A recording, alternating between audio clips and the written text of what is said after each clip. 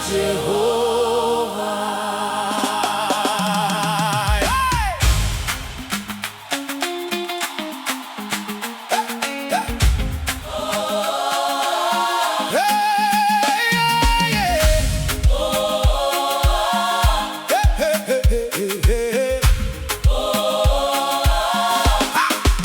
Dakatarisa makomo ari pamberi pangu, ndikaona nzira dzese dzakavarika.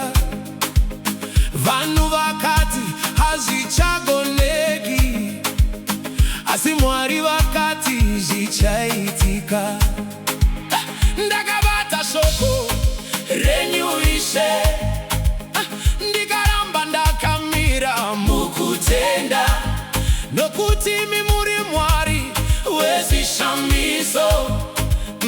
Muri Baba vanombura nzira, hapana chisingaiti kuna Mwari. Zvose zvinogoneka nesimba rake, makomo anobviswa neruoko rwake.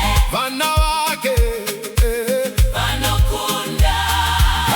Hapana chisingaiti kuna Mwari, anosimudza vakawa pasi, anopa tariro kune vakarasa tariro. Zita rake ngarikudzwe. Josefa akaona makomba upenyu, asi Mwari vakamuita mambo. Danieli akakandwa mugomba reshumba, asi ruoko rwaMwari rwakamuchengetedza. Nhasi ndinomira ndichipupura kuti Mwari hana kundikanganwa. Zvandakarongera vanhu zvichitadza, asi zano raMwari rinobudirira. Ndiani akaita saMwari? Hapana. Ndiani anovhura nzira?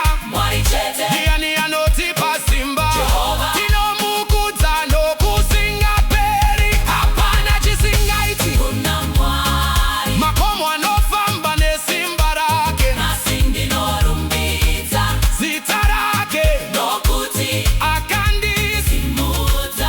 Hapana chisingaiti kuna Mwari, akarwa hondo dzangu dzese, nasi ndichaimba nekufara, nokuti kukunda ndekwake.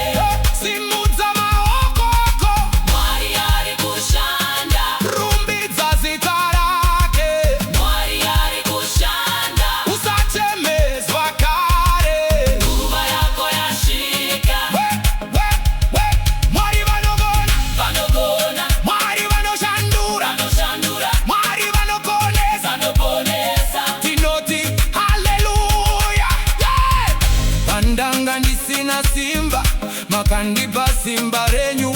Pandanga ndisina tariro, makavhenekera nzira yangu. Ndicharamba ndichipupura kusvikira nyika yose yaziva kuti hakuna mumwe akafanana nemi. Jehova Mwari wedu, hapana chisingaiti kuna Mwari. Tinofamba mukukunda, nyasha dzake dzakatisimudza. Rudo rwake haruperi, hapana chisingaiti kuna Mwari.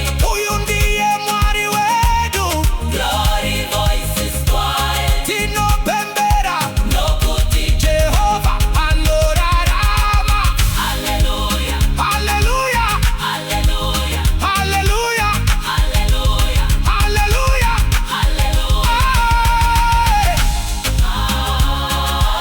Hapana chisingaiti, Jehova anokunda.